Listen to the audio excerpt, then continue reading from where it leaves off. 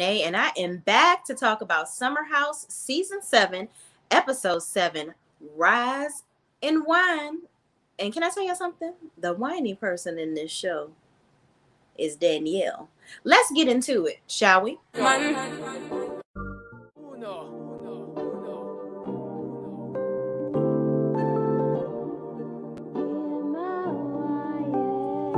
ball in a life, man.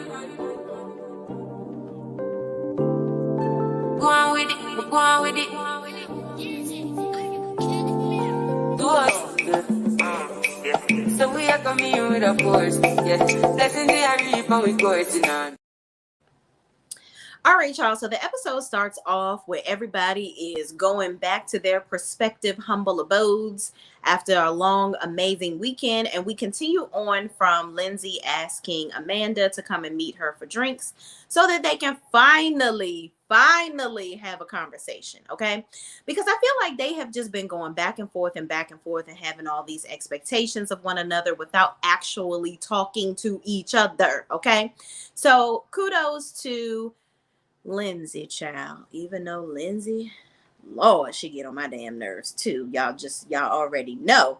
But I'm glad that she decided to be the bigger person and actually go and set this up with Amanda. And we're gonna talk about that little meeting because I'm gonna need y'all to go back and watch that episode. Miss Amanda was stressed because she was breaking out in halves in that conversation, honey. But we're gonna get into it. So we move on from that where we see Paige, and actually I think before that, we got our homegirl Gabby, child. Y'all know I secret. I like to look at the video real quick as I'm going along just so it can remind me of things that I saw. Anyway, so Gabby is at some store and she is looking at oils and trinkets and bees and trees and things and whatever, and she's trying to, I guess, center herself to create something that's going to help her find a man, child. I don't know, or to make her be better at forgiving. Gabby,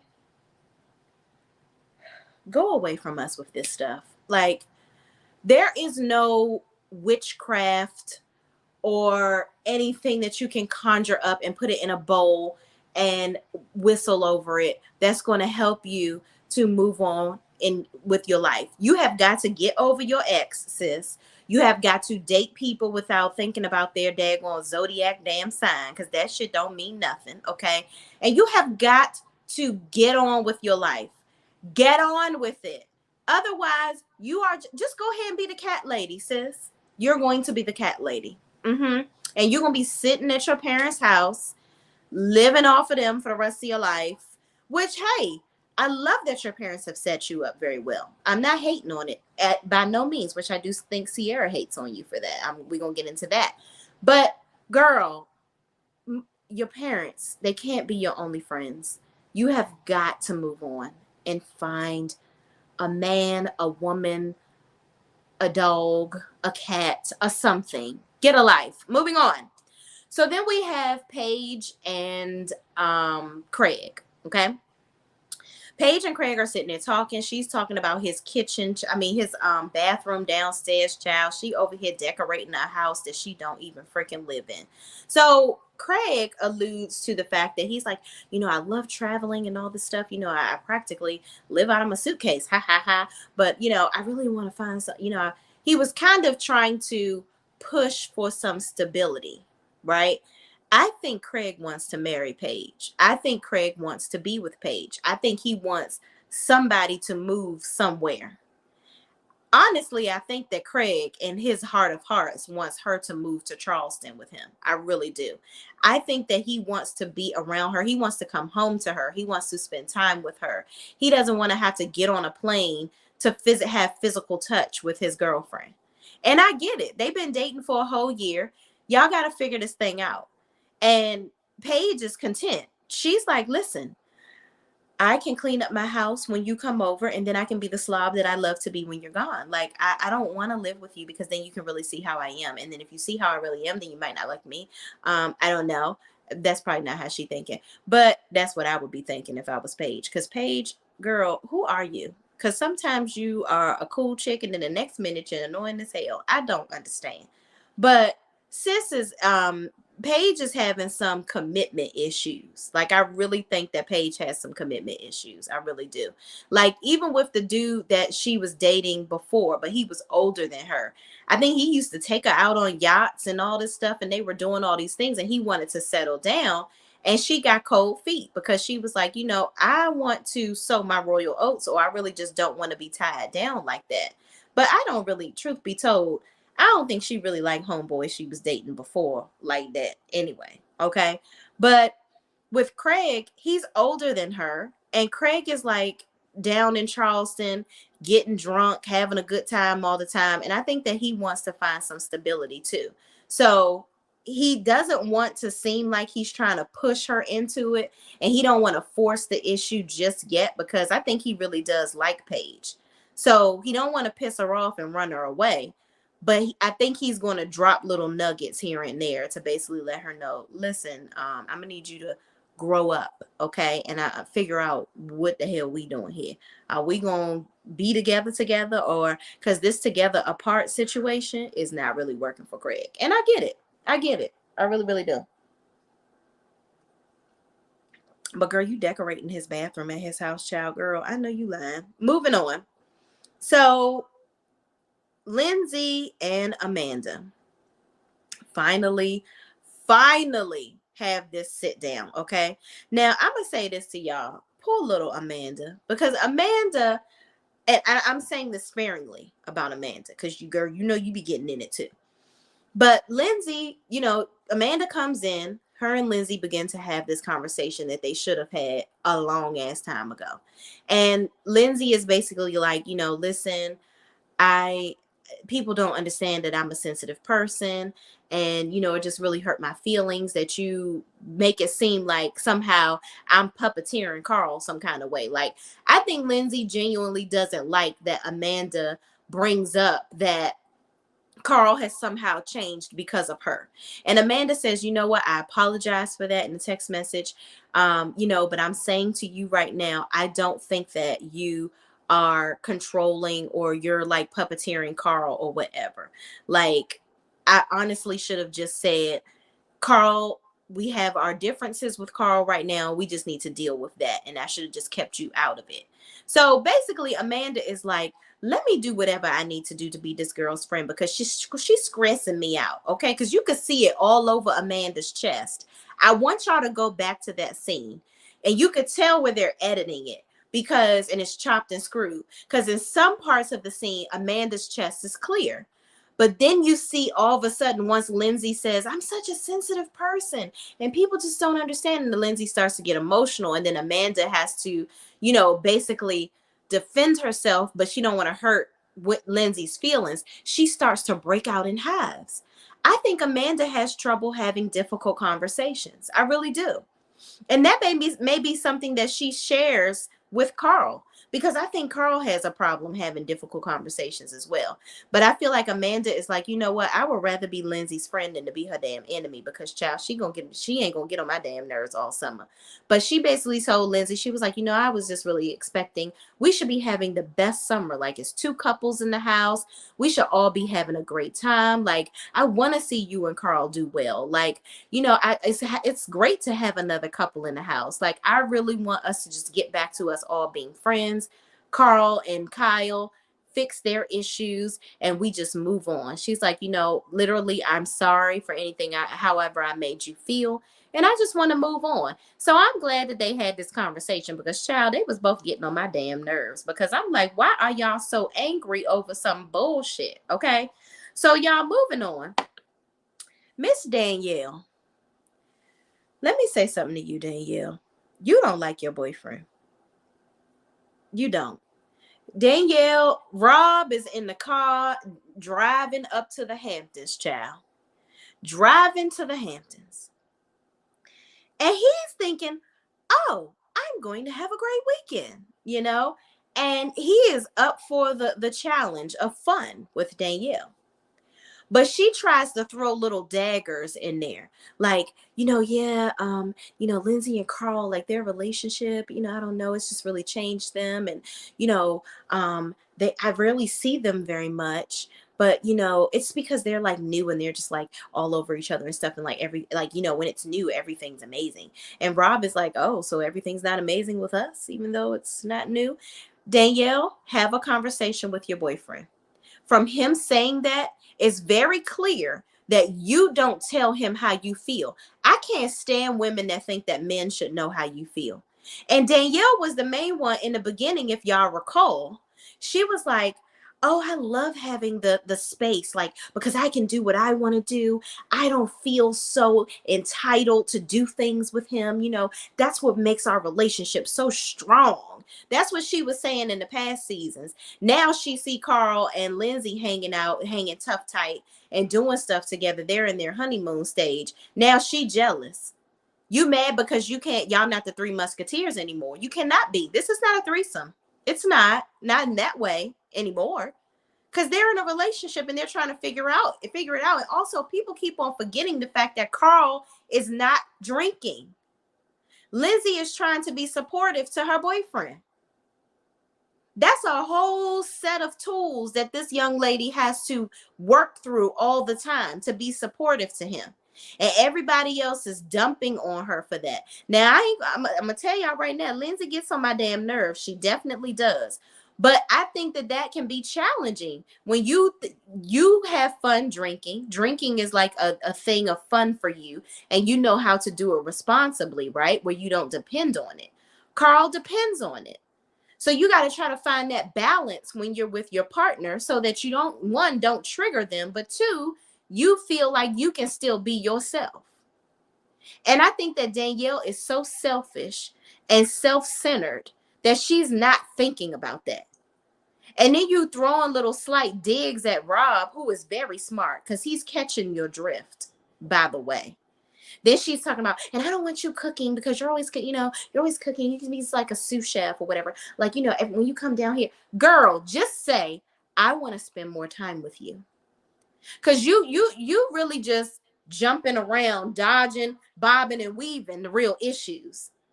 Tell this man that you feel like you don't spend enough time with him. Because you working my nerves, Danielle. Okay. Moving right along. Let me see what's going on in this here chat. Is that my girl, Jessica? Jessica is in the building. She says, I think Amanda struggles with anxiety the way I do. Oh, I think that explains the hives. I think it does, which can contribute to her weight dropping, which can contribute to her having loss of period, etc. Speaking from experience. That makes a lot of sense. That would make a lot of sense. I really do. That would make a lot of sense. Okay. I'm glad you shed some light on that because I don't think that most people think about stuff like that. But yeah, I think that Amanda, she's definitely struggling with something because I felt so bad for her. Like her neck was just plastered in hives. Like she was really going through it in that scene. I felt so bad for her.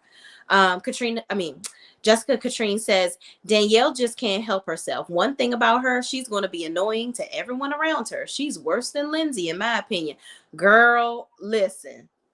She about running up. She running it up. She did it in this episode because that last scene, oh, we gonna get into that.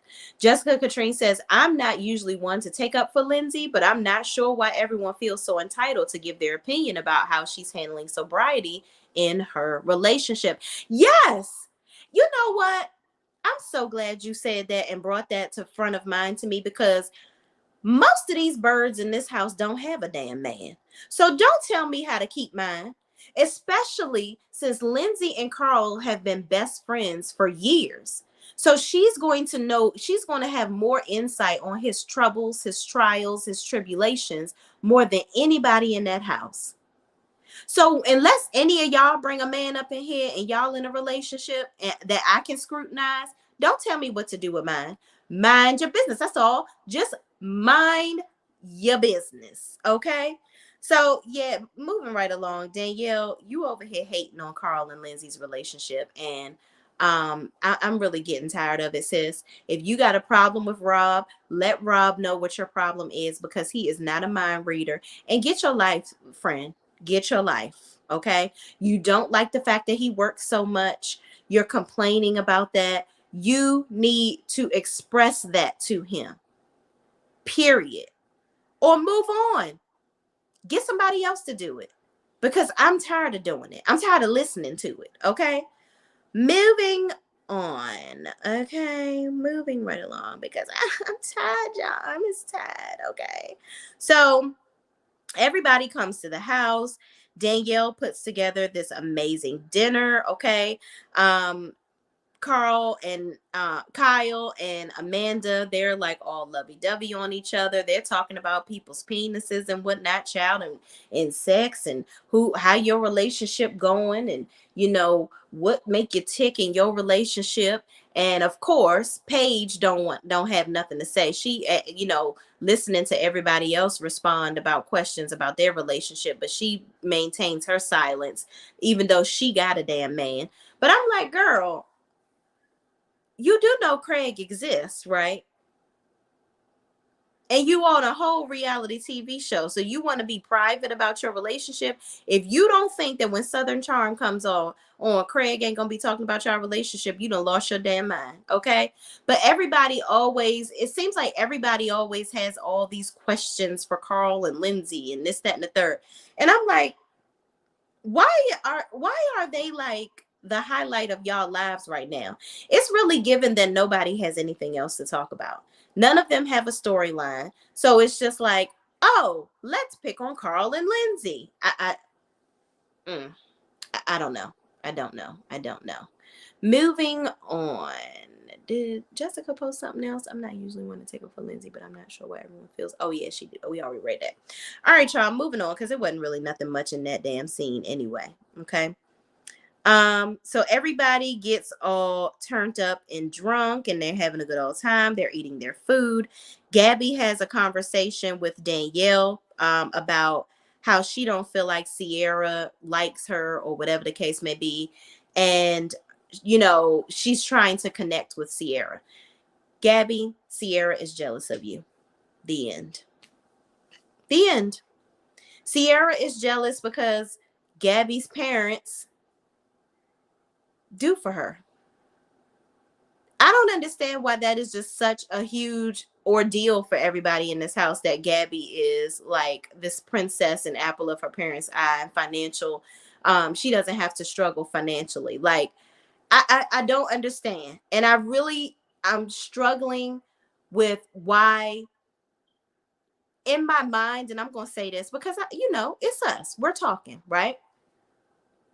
I feel like if Gabby was white, it would be okay.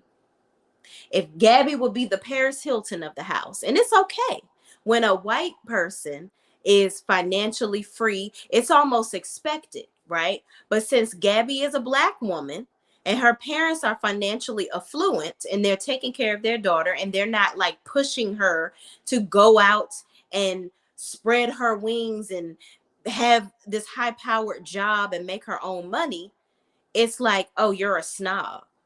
Like she don't deserve it. I really wish that black people could get their finances together where this becomes a repetitive thing where I think that it's happened so far and few between that people are just not used to it. And then they look at it like, oh, this don't look right.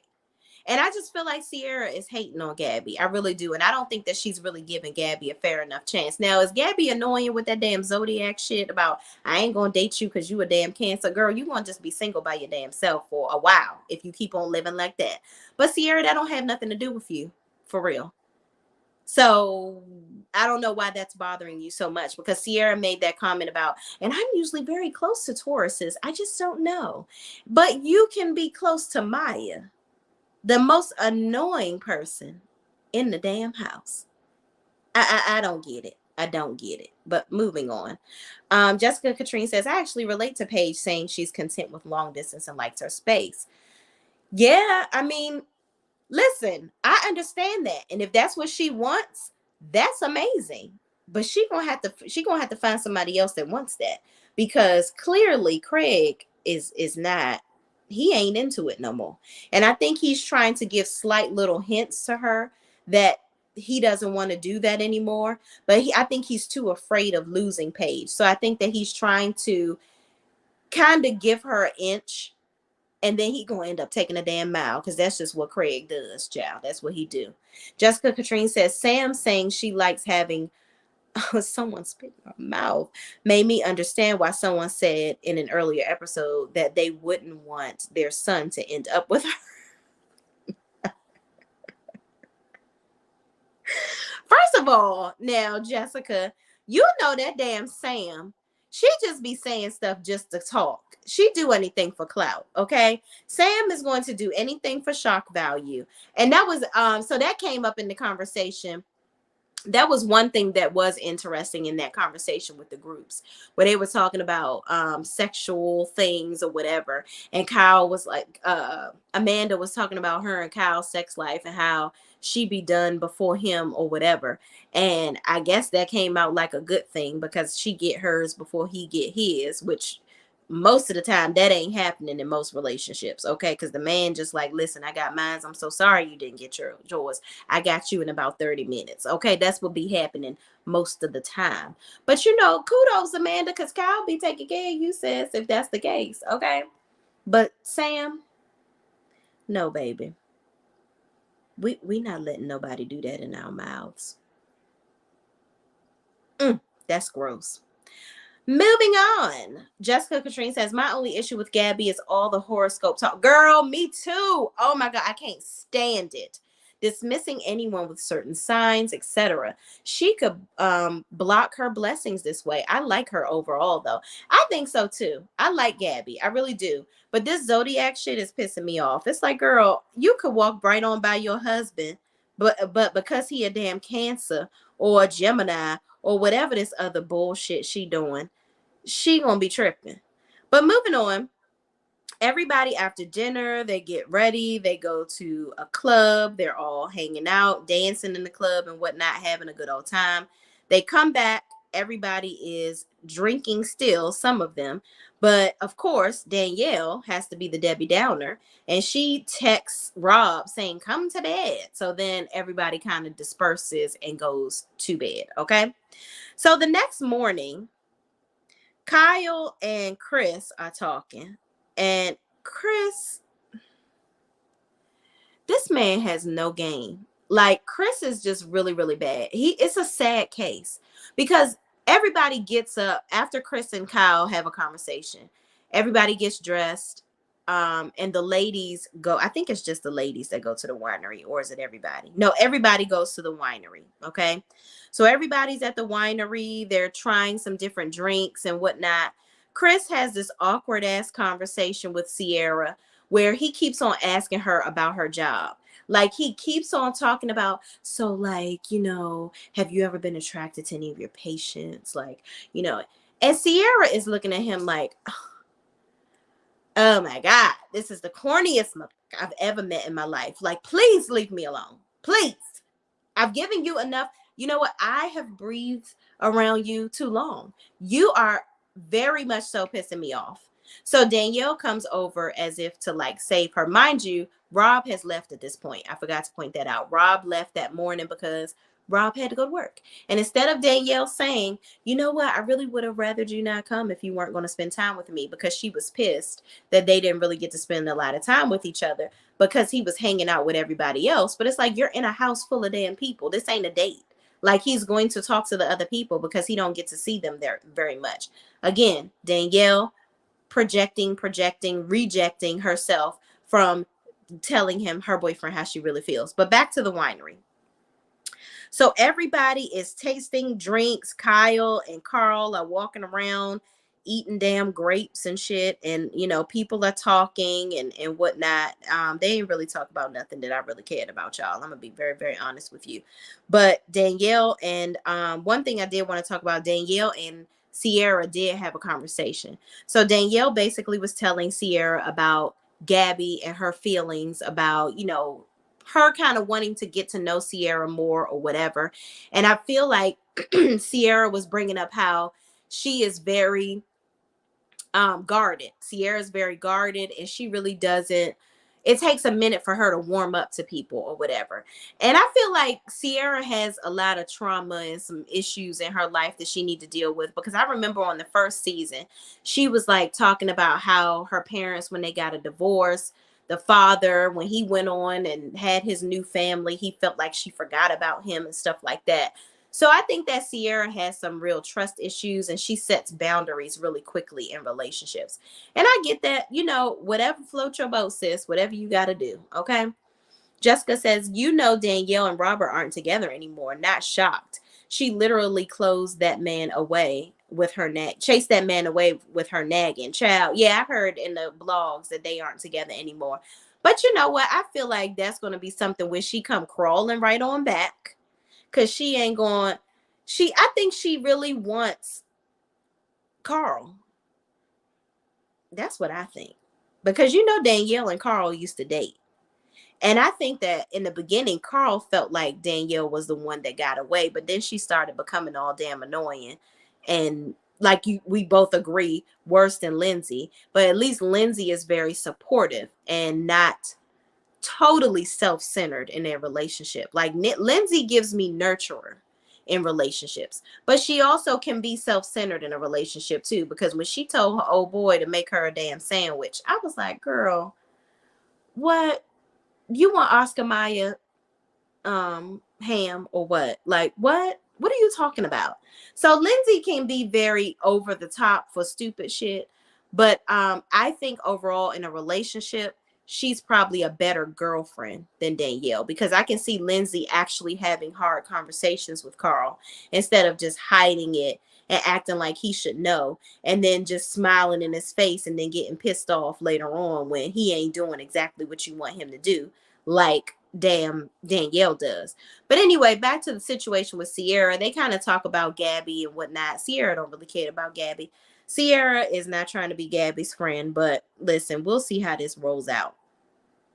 So moving on, everybody is back at the house. Kyle and Carl are hazing poor damn Christopher. Um, Moving on. I don't know what type of bullshit as fraternity they thought they was in, where they was hazing this man. So anyway, to the final scene at the winery. Okay, everybody and their mama wants to attack Lindsay about not wanting to go to Montauk. Everybody was like, I really feel like you really wanted to go to Montauk, but like if it wasn't for the fact that you were with Carl, like I feel like you would have really went. And it's like, you bitches need to mind your business. If she decided that the selfishness of this group, y'all, excuse me, I've been up since 4:30 this morning and I only slept for 3 hours last night, by the way. Moving on. The selfishness of these chicks, it's a lot. It's a lot. Why does everybody seem to have a comment about Lindsay's relationship that they're not in?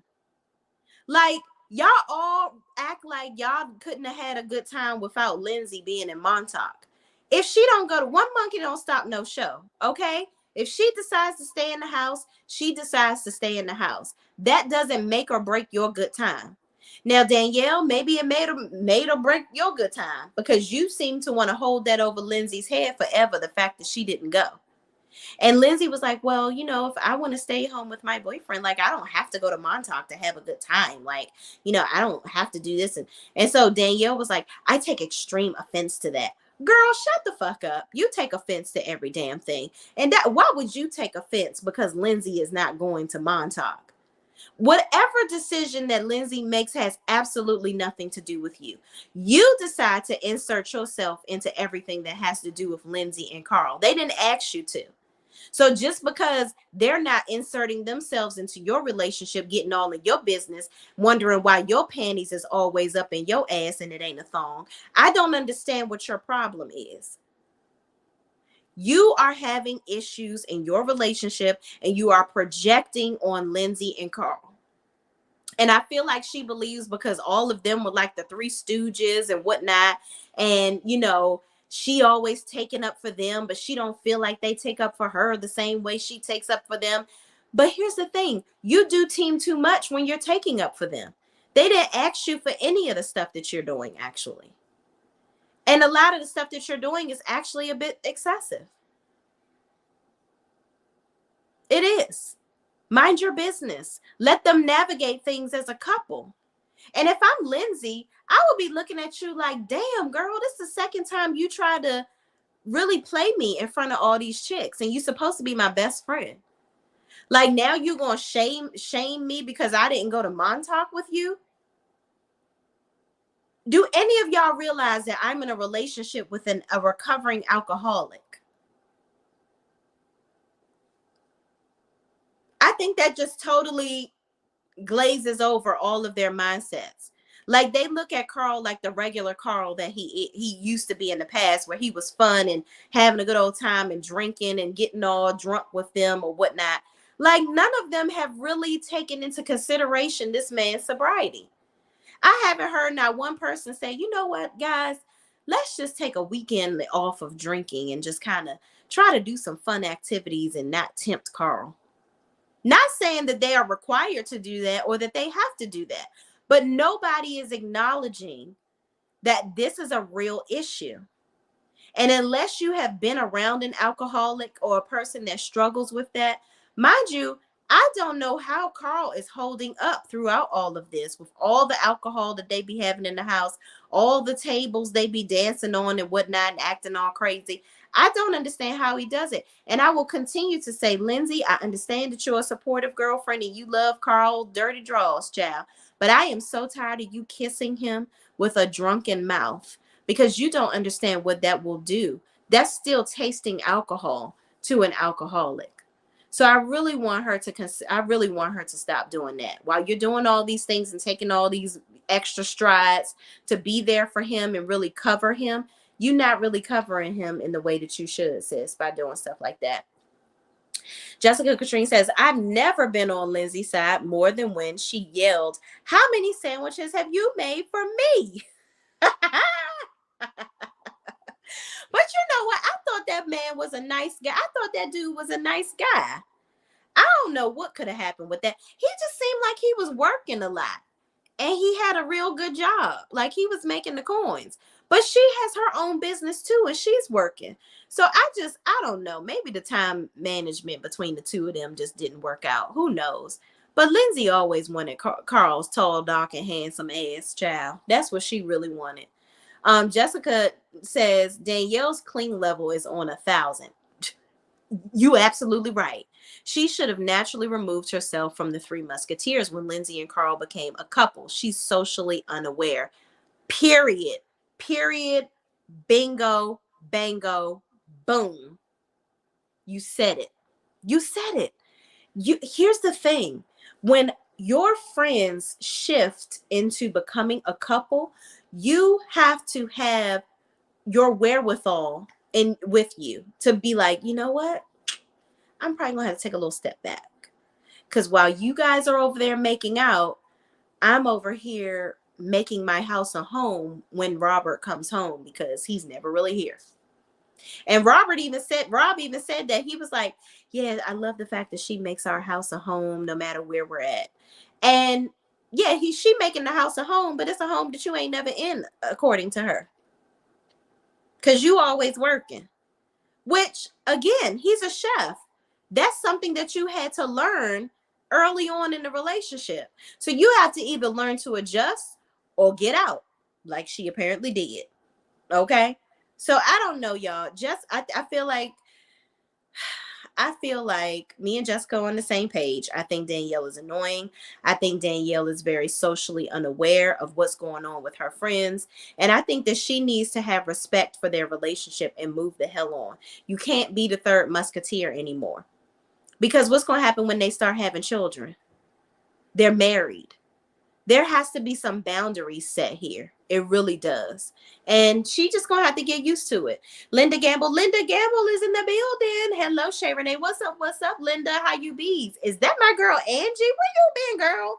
Angie, good evening. Shay Renee online mods in chat. Linda speaks to Angie. What's up, Angie? Angie is in the building, y'all. I miss you.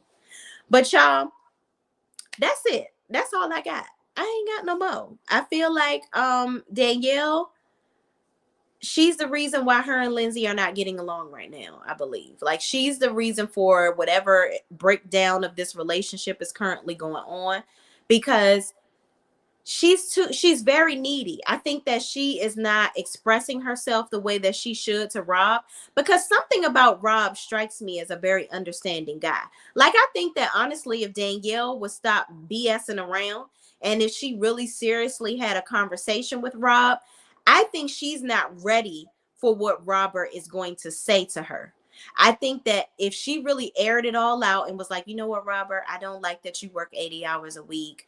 It's really a bit much for me. I think Robert is going to be like, listen, I'm finally getting my career off the ground. And as much as I love you, if you are not okay with that, or you are not able to really handle that, then maybe we should take a step back. Maybe we need to take a break until I can find, a position or get myself together to a point where I can have less hours. But most chefs, that's like being a damn doctor. Everybody wants to eat, especially if you a good chef too. Please. I mean, listen, unless he about to be out here doing some Hell's Kitchen stuff where you can only go to the restaurant from 5 to 8, child. I think that's how